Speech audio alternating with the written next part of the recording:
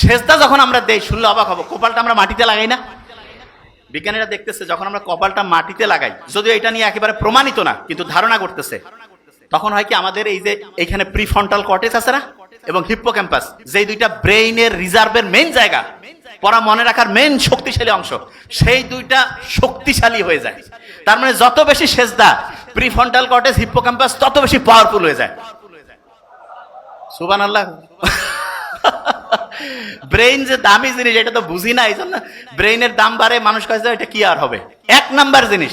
আচ্ছা, এখানে কেউ কি আছে যে 100 কোটি টাকার মালিক? 100 কোটি নবডি না? আচ্ছা, ব্রেইনের দাম এখনকার হিসাবে মিনিমাম 30,000 কোটি টাকা। কোন সার্ভিস চার্জ আছে?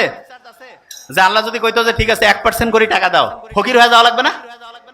এই ব্রেনটা যে দিয়েছে এটা কাজে লাগাইতে পারতেছি না কেন?